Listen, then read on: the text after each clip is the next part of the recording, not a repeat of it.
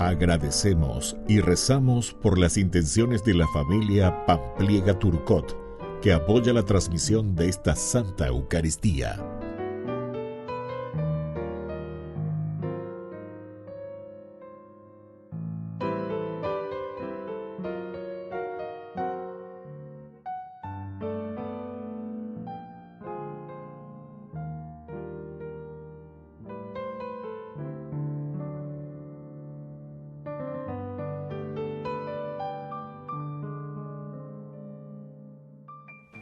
Queridos hermanos, bienvenidos a nuestra celebración. Es el Espíritu el que obra en nuestro interior para que comprendamos el amor ilimitado de Dios. Un amor que, porque es ancho, nos agranda el corazón y, porque es alto, nos eleva hacia las cosas de arriba y que puede abajarse hasta lo más profundo del ser humano y alargarse para llegar a todos. Así el Espíritu extiende los límites de nuestro corazón para que experimentemos con fervor interior el amor de Dios. Iniciamos nuestra celebración cantando. Bendeciré al Señor en todo tiempo y mi boca no cesará de alabarlo. Mi alma se enorgullece en el Señor, que lo oigan los humildes y se alegren. Prueben que bueno es el Señor, hagan la prueba y véanlo. Dichoso aquel que busca en el refugio. Prueben que bueno es el Señor, hagan la prueba y véanlo. Dichoso aquel que busca en el refugio. En el nombre del Padre, y del Hijo, y del Espíritu Santo. Amén. Amén. El Señor esté con ustedes. Y con tu espíritu. Queridos hermanos, iniciamos nuestra Eucaristía. Nos ponemos como siempre en la presencia del Señor, que bendiga nuestra jornada, que nos acompañe con su bendición y con la gracia que estamos necesitando para nuestra vida. Iniciamos humildemente pidiendo perdón al Señor. Señor, ten piedad de nosotros, ten piedad. Señor, ten piedad de nosotros, ten piedad. Cristo, ten piedad de nosotros, ten piedad. Cristo, ten piedad de nosotros, ten piedad. Señor, ten piedad de nosotros, ten piedad. Señor, ten piedad de nosotros, ten piedad. Y Dios, que es un Papá bueno, tenga misericordia de nosotros, perdone todos nuestros pecados y nos lleve a la vida eterna. Amén. Oración. Dios Todopoderoso y Eterno, concédenos permanecer fieles a tu santa voluntad y servirte con un corazón sincero.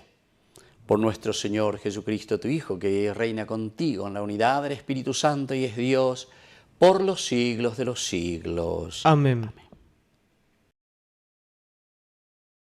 Lectura de la carta del apóstol San Pablo a los cristianos de Éfeso. Hermanos, doblo mis rodillas delante del Padre, de quien procede toda paternidad en el cielo y en la tierra, que Él se digne fortificarlos por medio de su Espíritu, conforme a la riqueza de su gloria, para que crezca en ustedes el hombre interior, que Cristo habite en sus corazones por la fe y sean arraigados y edificados en el amor. Así podrán comprender con todos los santos cuál es la anchura y la longitud, la altura y la profundidad, en una palabra. Ustedes podrán conocer el amor de Cristo, que supera todo conocimiento, para ser colmados por la plenitud de Dios. A aquel que es capaz de hacer infinitamente más de lo que podemos pedir o pensar, por el poder que obra en nosotros. A Él sea la gloria en la Iglesia y en Cristo Jesús, por todas las generaciones y para siempre. Amén. Palabra de Dios. Te alabamos, Señor.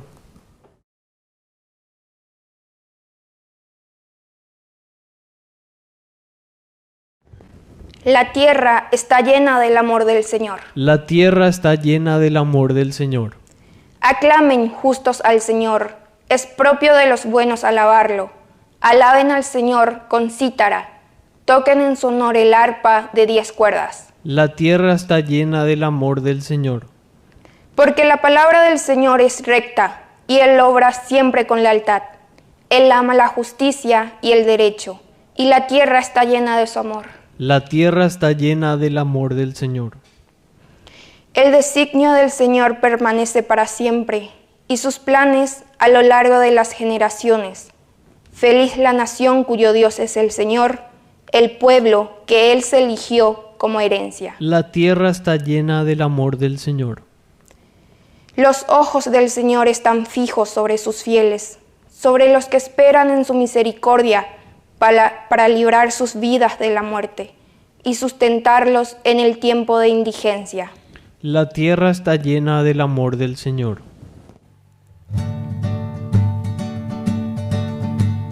Aleluya, aleluya, aleluya,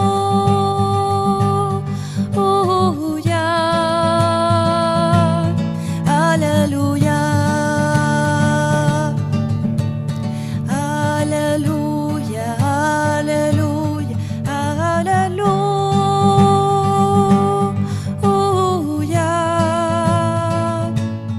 aleluya.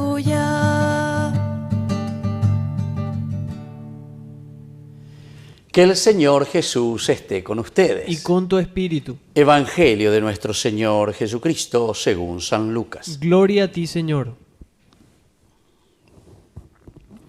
Jesús dijo a sus discípulos: Yo he venido a traer fuego sobre la tierra, y cómo desearía que ya estuviera ardiendo.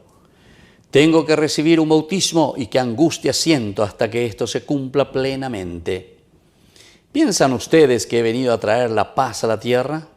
No, les digo que he venido a traer la división. De ahora en adelante 5 miembros de una familia estarán divididos, 3 contra 2 y 2 contra 3.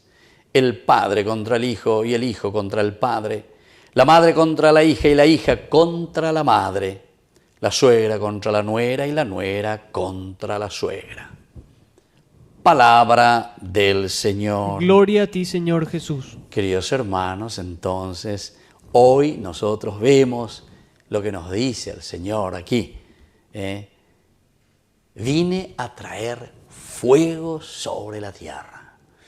Ñande muy lento, ella va peñante yarje y ñande vine a traer fuego sobre la tierra. Este mensaje no puede dejarnos indiferentes a nosotros, queridos hermanos.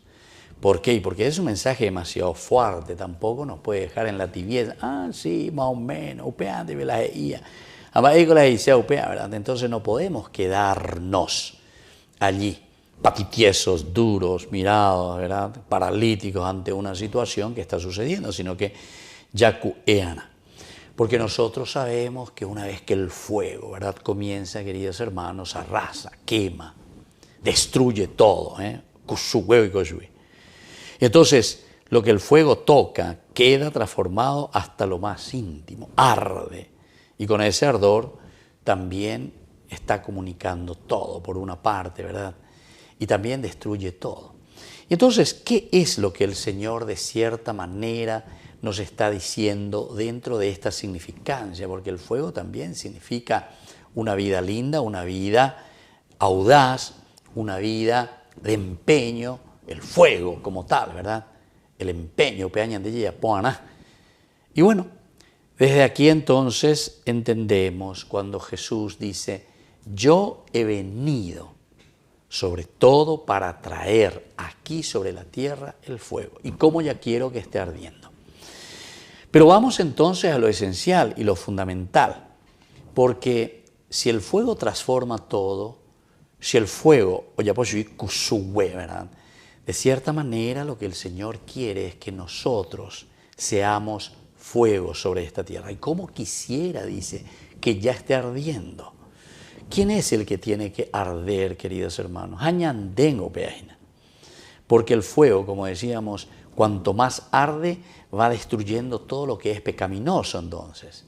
El fuego, en la medida en que va ardiendo, se va quemando, va eliminando todo aquello que encuentra a su paso. Y nosotros a eso le podemos decir las cosas negativas que encontramos en nuestra vida. Y andética tú entonces la yapita lleva la ñamañá, allí ella es agüella pecora ahí en dejina. Diga tú ñamañá la cora ahí. Y ande yaro yerure ñande y ñande bueno, peñemo y migena. Pemos a sala pende po, peiputumo vendera bichabe. ¿Y eso de dónde sale? Y sale de ese fuego, de ese ardor, de ese deseo. No quiero tibios, no quiero personas que simplemente están mirando o que son espectadores de la vida. No podemos ser espectadores, queridos hermanos. Tenemos que ser verdaderamente nosotros personas que se empeñan, personas que luchan, personas que entonces dan pasos concretos para la construcción del reino de Dios. Y esto es lo que hoy nosotros estamos pidiendo, ¿verdad? Esto es lo que nosotros queremos verdaderamente para nuestra sociedad, para nuestras familias. Queridos hermanos, hoy entonces en esta Eucaristía, no pensemos que Jesús se levantó entonces con el pie izquierdo, ya es Aisha, ¿verdad? Como parece que Jesús quiere división, porque eso es lo que está diciendo, no he venido, yo he venido, ¿verdad? Y cómo desearía que ya esté ardiendo. Piensan ustedes que he venido a traer la paz a la tierra. Me hago ñande mondi, ñande yara, ñande babiopea, ñande digo, entonces dice el Señor que no he venido a traer la paz, pico, sino la división. No, les digo que he venido a traer la división. Pero ¿qué significa esto? Dividir bien y saber bien lo que significa el bien y lo que significa el mal. Espérate que la dice. Entonces nos está llamando, como decíamos recién, a un compromiso donde nosotros asumimos y donde nosotros decimos ñande yara she ayapoda pereyerure she. Esto es el Evangelio. Yo sé que es difícil, queridos hermanos, porque muchas veces nosotros estamos en el ni, ya es allá, ni sí ni no. Estamos en el ni. Y entonces nos cuesta, entonces nos es difícil asumir, nos es difícil ser audaces, como decíamos recién al inicio de este encuentro y de esta charla. Entonces, queridos hermanos, pidamos esta gracia, ni que ya puita cora aye, sino que sobre todo con la fuerza de Dios, el Espíritu de Dios, que nos convence que nosotros también podamos arder y de esta manera dividir muy bien entre aquello que es malo y aquello que es bueno, y vivamos y construyamos el reino de Dios con todo lo positivo que el Señor ha dejado en nuestra vida. Que así sea. Que así sea.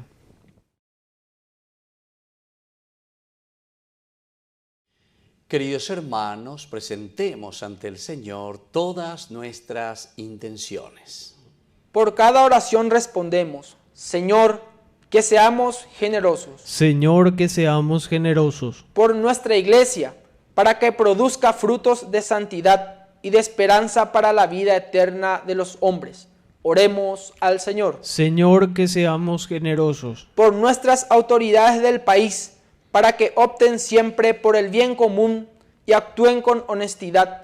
Oremos al Señor. Señor, que seamos generosos. Por jóvenes y adolescentes, para que fomenten vida de oración y vivan con alegría la llamada de Dios. Oremos al Señor. Señor, que seamos generosos. Por nuestros difuntos, para que gocen la salvación por la misericordia de Dios Padre. Oremos al Señor. Señor, que seamos generosos. Padre de bondad, escucha todas estas intenciones que acabamos de presentarte por el mismo Jesucristo nuestro Señor. Amén. Te ofrecemos, Señor, este pan por los niños que habrán de llegar, por mi hermano que implora piedad, por el reino de la caridad. Señor, oh mi Dios, bendice al Paraguay, que reine la paz, el amor, la igualdad. Por los campesinos y obreros también, por los que sufren hambre y prisión, por la salud de los enfermos, por el reino de la caridad. Señor, oh mi Dios, bendice al Paraguay, que reine la paz, el amor, la igualdad. Bendito sea el Señor, Dios del universo, por este pan, fruto de la tierra y del trabajo del hombre que recibimos de tu generosidad y ahora te presentamos. Él será para nosotros pan de vida. Bendito sea por siempre el Señor.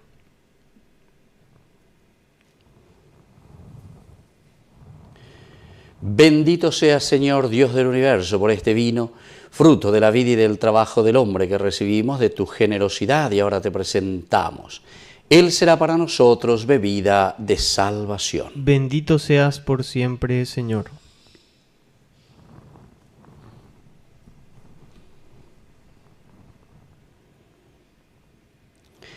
En el momento de ofrecer el sacrificio de toda la Iglesia, recemos a Dios Padre Todopoderoso. El Señor reciba de tus manos este sacrificio para alabanza y gloria de su nombre, para nuestro bien y el de toda su santa Iglesia. Oración. Te ofrecemos, Señor, estos dones con un corazón libre y generoso, para que tu gracia nos purifique por estos misterios que ahora celebramos. Por Jesucristo nuestro Señor. Amén. Que el Señor Jesús esté con ustedes. Y con tu espíritu. Levantemos el corazón. Lo tenemos levantado hacia el Señor. Demos gracias al Señor nuestro Dios. Es justo y necesario. En verdad es justo y necesario, es nuestro deber y salvación darte gracias siempre y en todo lugar, Señor Padre Santo, Dios Todopoderoso y Eterno.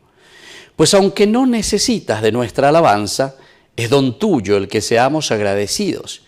Y aunque nuestras bendiciones no aumenten tu gloria, nos aprovechan para nuestra salvación por Cristo nuestro Señor. Por eso, unidos a los ángeles, te aclamamos llenos de alegría.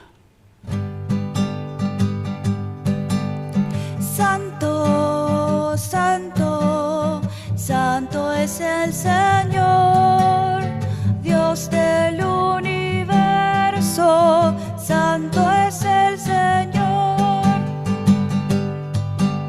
El cielo y la tierra están llenos de su gloria, hosana en el cielo. Santo, santo, santo es el Señor, Dios del universo, santo es el Señor. Bendito es el que viene en el nombre del Señor, hosana en el cielo. Santo, santo, santo es el Señor, Dios del universo, santo es el Señor. Santo eres en verdad, Padre, y con razón te alaban todas tus criaturas, ya que por Jesucristo, tu Hijo, Señor nuestro, con la fuerza del Espíritu Santo, das vida y santificas todo, y congregas a tu pueblo sin cesar para que ofrezca en tu honor un sacrificio sin mancha desde donde sale el sol hasta el ocaso. Por eso, Padre, te suplicamos que santifiques por el mismo Espíritu estos dones que hemos separado para ti, de manera que sean cuerpo y sangre de Jesucristo, Hijo tuyo y Señor nuestro, que nos mandó celebrar estos misterios. Porque Él mismo, la noche en que iba a ser entregado, tomó pan, y dando gracias te bendijo, lo partió y lo dio a sus discípulos, diciendo: tomen y coman todos de él, porque esto es mi cuerpo, que será entregado por ustedes.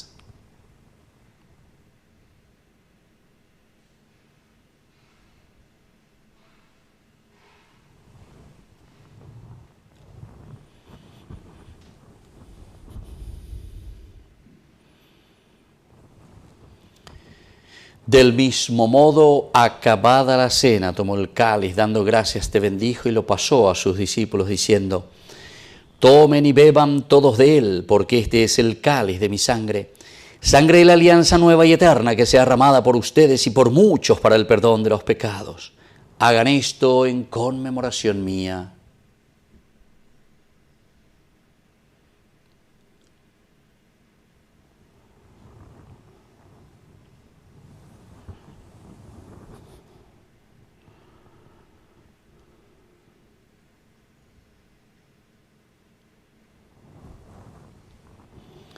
Queridos hermanos, este es el sacramento de nuestra fe. Anunciamos tu muerte, proclamamos tu resurrección. Ven, Señor Jesús. Así pues, Padre, al celebrar ahora el memorial de la salvación y de su admirable resurrección y ascensión al cielo, mientras esperamos su venida gloriosa, te ofrecemos en esta acción de gracias el sacrificio vivo y santo. Dirige tu mirada sobre la ofrenda de tu iglesia y reconoce en ella la víctima por cuya inmolación quisiste devolvernos tu amistad, para que fortalecidos con el cuerpo y la sangre de tu Hijo y llenos del Espíritu Santo, formemos en Cristo un solo cuerpo y un solo espíritu. Que Él nos transforme en ofrenda permanente para que gocemos de tu heredad, junto con tus elegidos, con María, la Virgen, Madre de Dios, los apóstoles, los mártires y todos los santos por cuya intercesión confiamos obtener siempre tu ayuda. Te pedimos, Padre, que esta víctima de reconciliación traiga la paz y la salvación al mundo entero. Confirma en la fe y en la caridad a tu iglesia peregrina en la tierra, a tu servidor el Papa, a nuestro obispo, al orden episcopal, a los sacerdotes y a todo el pueblo redimido por ti. Atiende los deseos y súplicas de esta familia que has congregado en tu presencia. Reúne en torno a ti, Padre misericordioso, a todos tus hijos dispersos por el mundo, a nuestros hermanos difuntos y a cuantos murieron en tu amistad, recíbelos en tu reino, donde esperamos gozar todos juntos de la plenitud eterna de tu gloria. Por Cristo, Señor nuestro, por quien concedes al mundo todos los bienes. Por Cristo, con Él y en Él, a ti Dios Padre omnipotente, en la unidad del Espíritu Santo, todo honor y toda gloria por los siglos de los siglos. Amén. Y ahora, queridos hermanos, con mucha fe y con mucha confianza, decimos la oración que Él nos enseñó.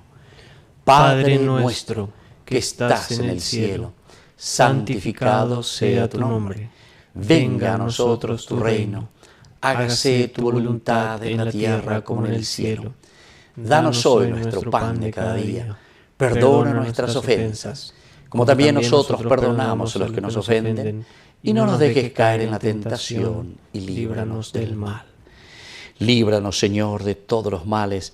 Concédenos la paz en nuestros días, para que, ayudados siempre por tu gran amor y misericordia, vivamos libres, protegidos contra toda perturbación, mientras esperamos la gloriosa venida de nuestro Salvador Jesucristo. Tuyo es el reino, tuyo es el poder y la gloria por siempre, Señor. Señor Jesucristo, que dijiste a tus apóstoles y hoy nos dices a nosotros: mi paz les dejo, mi paz les doy. no tengas en cuenta nuestros pecados, sino la fe de tu Iglesia. Y conforme a tu Evangelio, concédele la paz y la unidad. Tú que vives y reinas por los siglos de los siglos. Amén. Que la paz del Señor esté siempre con ustedes. Y con tu espíritu.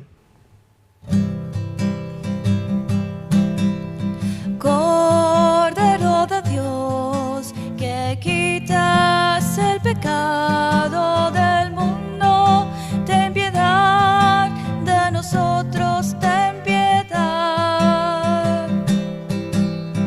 Cordero de Dios, que quitas el pecado del mundo, ten piedad de nosotros, ten piedad. Cordero de Dios, que quitas el pecado del mundo, danos paz, danos paz, danos la paz. Queridos hermanos, este es el Cordero de Dios que quita el pecado del mundo. Dichosos somos nosotros los invitados a la cena del Señor. Señor, no soy digno de que entres en mi casa, pero una palabra tuya bastará para sanarme. El cuerpo y la sangre de Cristo nos guarden a todos para la vida eterna. Amén. Oración de comunión espiritual. Creo, Jesús mío, que estás real y verdaderamente presente en el Santísimo Sacramento del altar. Te amo sobre todas las cosas y deseo recibirte en mi alma. No pudiendo hacerlo ahora sacramentalmente, ven al menos espiritualmente a mi corazón. Y como si ya te hubiese recibido, te abrazo y me uno del todo a ti. Señor, no permitas que jamás me aparte de ti.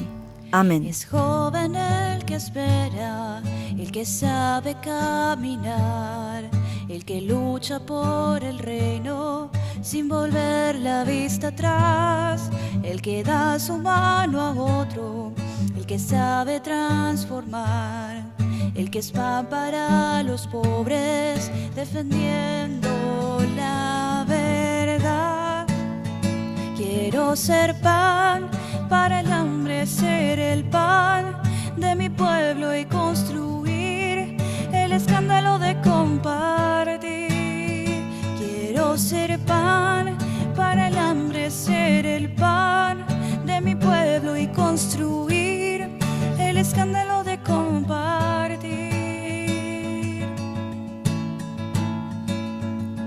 Es joven el que arriesga, el que sabe caminar, el que siempre se pregunta sin volver la vista atrás, el que sabe ser historia, el que sabe transformar, el que es voz para los pobres, defendiendo la verdad.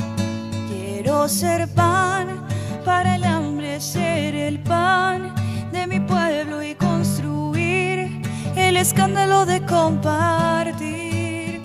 Quiero ser pan para el hambre, ser el pan de mi pueblo y construir el escándalo de compartir.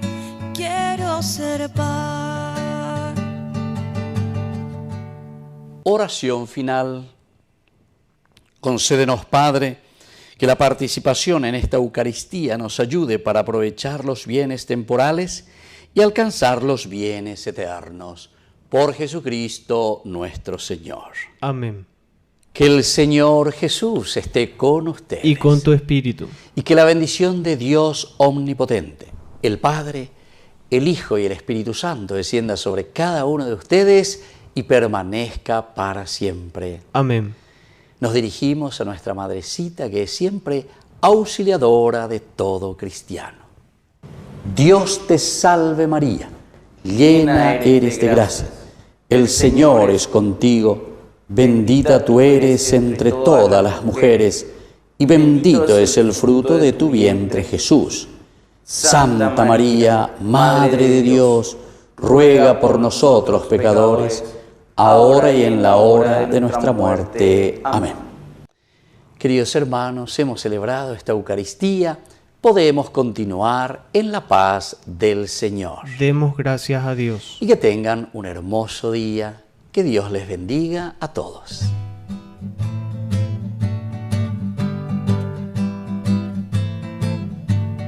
¿Quién es esa señora revestida de sol, tan blanca como nieve, de estrellas coloradas? ¿Quién es ella? Ella es la Inmaculada, Inmaculada, Madre de Jesús y nuestra Madre, también nuestra Madre, también nuestra Madre. Madre ven, recibe la corona y junto a ella te ofrecemos nuestro corazón, nuestro corazón.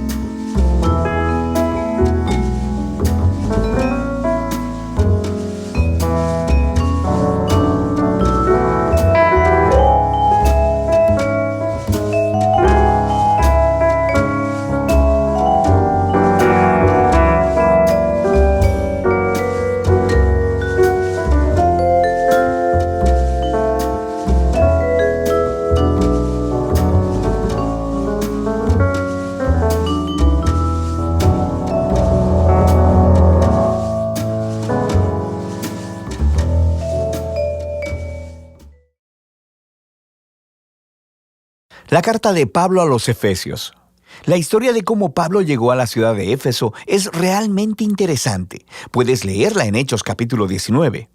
Éfeso era una ciudad enorme, el epicentro de la adoración a la mayoría de los dioses griegos y romanos. En esta ciudad, Pablo tuvo una labor misionera realmente efectiva y muchas personas se convirtieron en seguidores de Jesús. Años más tarde, después de haber sido aprisionado por los romanos, Pablo escribió esta carta. El flujo de pensamiento en la carta se divide en dos mitades muy claras. En la primera mitad, Pablo explora la historia del Evangelio, cómo toda esta historia llega a su clímax en Jesús y en la creación de su comunidad multiétnica de seguidores. La segunda mitad de esta carta se enlaza con la primera con la palabra pues, y aquí Pablo explora cómo la narrativa del Evangelio debe afectar cada parte de nuestras vidas a nivel personal, en nuestros vecindarios, comunidades y familias. Así que profundicemos para ver cómo Pablo desarrolla todos estos temas. El capítulo 1 se inicia como un hermoso poema al estilo judío, donde Pablo alaba a Dios Padre por las cosas asombrosas que ha hecho en Cristo Jesús. Desde la eternidad pasada, el Padre determinó elegir y bendecir a el pueblo del pacto. Recuerda aquí la familia de Abraham y a Génesis 12, versículos 1 al 3. Y a través de Jesús, ahora cualquier persona puede ser adoptada en esta familia. La muerte de Jesús cubre aún nuestros peores pecados, nuestros peores fracasos, y encontramos en Jesús la gracia de Dios. De hecho, dice Pablo, la gracia ha abierto un camino completamente nuevo para nosotros entender cada parte de nuestras vidas. Él dice en el capítulo 1, verso 10, que el propósito de Dios era reunir bajo el dominio de Cristo, título que significa Mesías, todas las cosas, tanto en el cielo como en la tierra. El plan de Dios siempre fue tener una numerosa familia de seres humanos restaurados, unificados en Jesús el Mesías. Este propósito divino se hizo claro, dice Pablo, cuando nosotros fuimos hechos parte de esa familia. Y aquí él se refiere a los judíos étnicos de la familia de Abraham, pero luego Pablo habla de cómo ustedes, refiriéndose aquí a los no judíos, escucharon acerca de Jesús, de la salvación a través de él, y fueron hechos parte de esta familia por la obra del Espíritu Santo. De manera que aquí él se refiere a los eventos que se cuentan en las historias del libro de los Hechos, acerca de cómo el Espíritu de Dios unió a los judíos y a los no judíos en una sola familia bajo Jesús, tal como Dios le prometió a Abraham hacía mucho tiempo. Nota también cómo en este poema Pablo comienza hablando acerca de Dios Padre, luego acerca de Jesús, el Hijo, y aquí al final está hablando del Espíritu. Las tres personas de la Trinidad trabajan juntas. Es realmente genial cómo Pablo narra el contenido del Evangelio. Después del poema, Pablo responde con una oración. Él ora para que estos seguidores de Jesús no solo conozcan cosas del Evangelio, sino que experimenten su poder de manera personal, para que sean vitalizados por ese mismo poder que levantó a Jesús de los muertos y que lo colocó como la cabeza exaltada de todo el universo. Ahora, en el capítulo 2, Pablo regresa y desarrolla algunas de las ideas principales del poema en el capítulo 1, especialmente acerca de la gracia de Dios y de esta nueva familia multiétnica de Jesús. Él comienza contando de nuevo la historia de cómo estos cristianos no judíos conocieron a Jesús. Antes de escuchar sobre Jesús, estaban físicamente vivos, pero espiritualmente muertos. Estaban atrapados en una vida sin propósito, de egoísmo y de pecado, y además estaban engañados por las oscuras fuerzas espirituales del mal. Pero asombrosamente, Dios en su gran amor y misericordia los salvó, perdonó todos sus pecados y sus vidas a la vida resucitada de Jesús y trayéndolos así también a la vida. Así que ahora, habiendo sido creados como nuevos seres humanos a través de Jesús, ellos tienen el gozo de descubrir toda la dimensión de su nuevo llamado, propósito y de las obras que Dios ha preparado para ellos.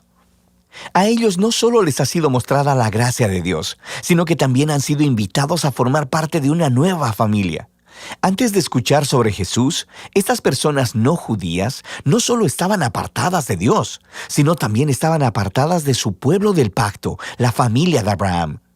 Y por una razón realmente práctica, los mandamientos del pacto del Sinaí formaban una especie de frontera alrededor de la familia del pacto.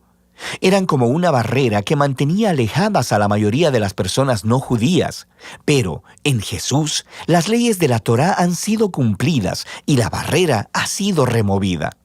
Los dos grupos étnicos se han convertido, como dice Pablo, en una nueva humanidad unificada y que pueden vivir juntos y en paz.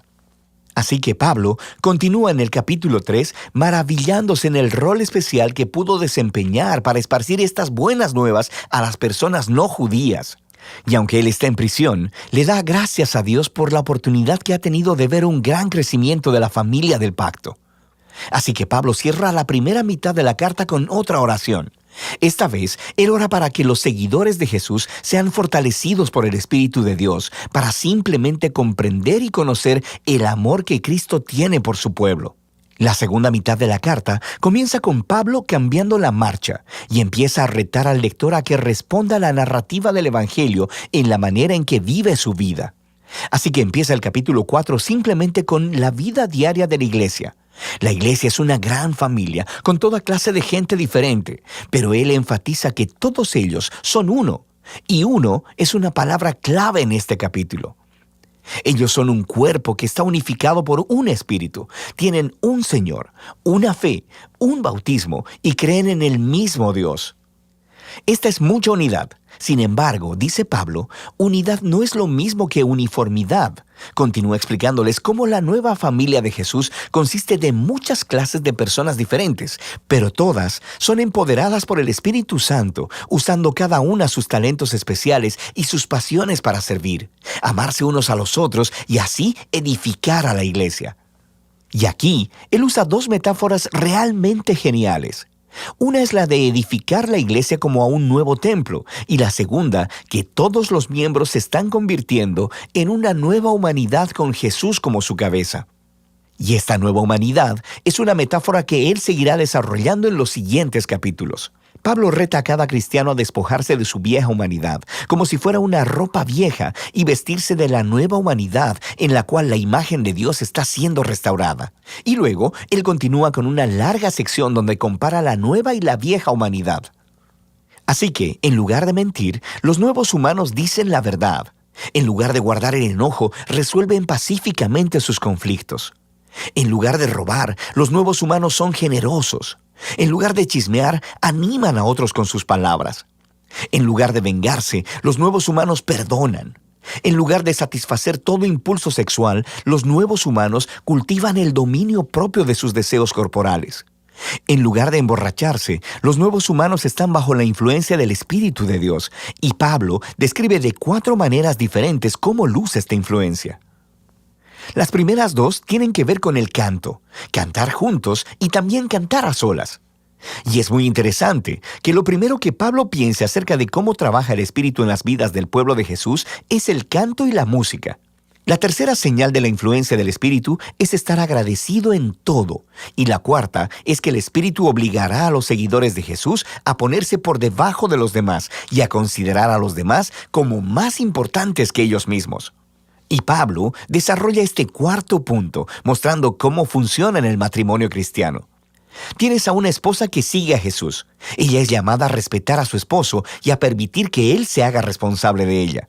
Y el esposo es llamado a amar a su esposa y a usar su responsabilidad para someter su agenda egoísta y priorizar el bienestar de su esposa por encima del suyo. Y Pablo dice que esta clase de matrimonio está representando la narrativa del Evangelio. Las acciones del esposo imitan a Jesús, su amor y autosacrificio. Las acciones de la esposa imitan a la iglesia, quien permite que Jesús la ame y la renueve. Luego, Pablo aplica la misma idea entre los hijos y los padres, y también entre los esclavos y amos. Pablo cierra la carta recordándoles a estos cristianos sobre lo real que es la maldad espiritual. Estos son seres y fuerzas que tratarán de socavar la unidad del pueblo de Jesús y dañar su nueva humanidad. Así que Pablo los reta a permanecer firmes y a vestirse de una armadura metafórica, la cual él describe en detalle. Y Pablo extrae todas estas piezas de armadura del libro de Isaías y de cómo Isaías describió al rey mesiánico. Así que ahora, como seguidores del Mesías, debemos hacer nuestros los atributos del Mesías, ya que formamos el cuerpo de Jesús. De manera práctica, creo que Pablo quiere que los cristianos empiecen a formar nuevos hábitos, utilizando la oración, las escrituras y nuestras relaciones de los unos con los otros para proactivamente ayudarnos a crecer y a madurar como seguidores de Jesús. Y esa es la carta a los Efesios, una muy poderosa. Es aquí donde Pablo resume toda la narrativa del Evangelio y muestra cómo esta narrativa debería moldear cada parte de la historia de nuestra vida.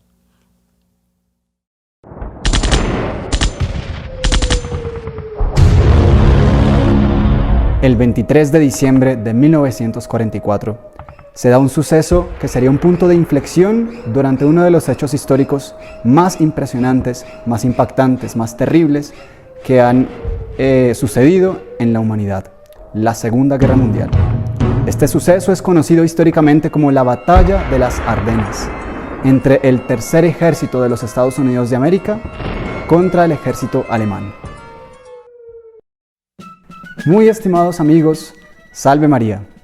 El día de hoy comenzamos con un hecho histórico que para algunos puede parecer diferente a lo que normalmente vemos en este tipo de programas, porque no estamos hablando directamente de un tema religioso, catequético, formativo, por lo menos no directamente, pero veremos más adelante cómo este hecho histórico que quiero compartir con ustedes hoy es muy profundo y tiene un gran significado incluso para nuestra vida espiritual. La Batalla de las Ardenas es un hecho histórico muy importante durante la Segunda Guerra Mundial y también un hecho muy interesante, puesto que dentro de este contexto histórico sucedió algo inesperado, un milagro. Y un milagro obtenido no por un santo, no por un religioso ni siquiera, por un general, por un militar. Estamos hablando del general George Patton, comandante del Tercer Ejército de los Estados Unidos. Un hombre católico, fervoroso católico, orante, que pasaba muchos momentos del día rezando en las capillas o en los ambientes donde estuviera ejecutando su comando militar. El comandante del Frente Noroccidental Panzer, Gern von Rundstedt, estaba asediando sin límites al ejército estadounidense. Eran una gran dificultad para el general Patton, puesto que el ejército alemán asediaba con divisiones Panzer innumerables y cada vez el ejército americano se veía reducido en número y en municiones y también en suministros, lo que hacía que el ejército estuviese cada vez más debilitado. Además de esto, el general Patton contaba con un enemigo impensable, el clima. Un enemigo que no podía combatir con su propia fuerza, puesto que no podía hacer nada contra las lluvias y nevadas que incesantemente caían sobre sus divisiones militares. Este mal clima generaba una dificultad muy seria, porque no solamente los ejércitos no se podían mover, sino que además los suministros no podían llegar. El servicio de inteligencia de este general americano no podía verificar las posiciones enemigas y por tanto su planeación de ataques era muy difícil. Estamos en una región en Bélgica llamada Bastogne-Echternach y en esta región el invierno era especialmente crudo todos los años. Por supuesto, el general Patton no desanimaba y continuaba atacando sin cesar a los ejércitos enemigos. Hacía operaciones que parecían imposibles en ese momento. Y sin embargo, era imposible obtener una victoria realmente importante sobre los ejércitos alemanes. El general Patton tomó una decisión. Decidió entonces hacer lo único que podía hacer en ese momento, que era acudir a aquel que todo lo puede. Recordemos que el general Patton era un hombre católico, muy fervoroso, muy orante. En el ducado de Luxemburgo se encontraba un hogar de ancianos, que estaba sirviendo en ese momento de cuartel general para esta tercera división del ejército americano. En este lugar, Patton había instalado un salón de los mapas en el único lugar que era suficientemente amplio para justamente acomodar toda la parafernalia necesaria para la planeación militar que se ejecutaba en este salón. El único lugar apropiado fue la capilla. Era un curioso contraste, puesto que todos los elementos de la liturgia y de la oración, como imágenes religiosas, vitrales, velas, formaba un curioso contraste con los mapas, con las figuras militares que se encontraban sobre las mesas. Un curioso contraste que para algunos podría parecer contradictorio, puesto que la guerra evidentemente se opone a la oración en muchos sentidos, pero en este caso estamos hablando de un momento muy importante y muy grave para la historia de la humanidad, y era quizá un contraste hasta complementario, como veremos a continuación. El general Patton se dirige en ese momento, después de un atento examen a los mapas que se encontraban sobre la mesa principal, hacia una imagen muy bella de un Cristo crucificado. Se dirige hacia ella no solamente como un fiel católico, sino como un subalterno a su jefe inmediato. Decide entonces empezar una oración, y una oración que pasaría para la historia, una oración que quiero compartir con ustedes el día de hoy. Señor, soy Patton que te habla. Los últimos 14 días han sido un verdadero infierno. Lluvia, nieve, más lluvia y más nieve. Y estoy comenzando a preguntarme qué sucede en tu cuartel general. ¿De parte de quién estás, a fin de cuentas? Por espacio de 3 años, mis capellanes han insistido en asegurar que esta es una guerra religiosa. Esta, me dicen todos ellos, es una cruzada como la de otros tiempos, solo que ahora usamos tanques en lugar de las viejas armas. Insisten en que estamos aquí para aniquilar al ejército alemán y a Hitler, ese hombre sin Dios, a fin de que la libertad sea restablecida en Europa. En este momento, el general Patton hace un análisis muy riguroso, muy minucioso, de todo lo que estaba pasando con su ejército, todas las catástrofes que estaban padeciendo, las derrotas continuas que estaban sufriendo y la gran dificultad que estaban teniendo por causa de este mal clima, un clima que él veía como su peor enemigo en este momento. algo que lo llevaba a cuestionarse, incluso un poco, digamos, atrevidamente, pero osadamente, si Dios no estaría ya de parte de sus adversarios. Una pregunta que podría ser causa de una tribulación espiritual suya. Y justamente su intención era ver si Dios realmente estaba de su parte, como sus capellanes tanto le insistían, puesto que era una guerra, como él decía, religiosa. No era simplemente una guerra contra un enemigo de países, un enemigo político o un enemigo social. Era un enemigo religioso, puesto que estamos hablando de uno de los regímenes políticos sociales más inhumanos y más ateos que hemos conocido en la historia. Pero todavía esto no es lo peor de nuestras situaciones, continúa diciendo Patton en su oración. La falta de visibilidad y las continuas lluvias no permiten actuar a mis fuerzas aéreas.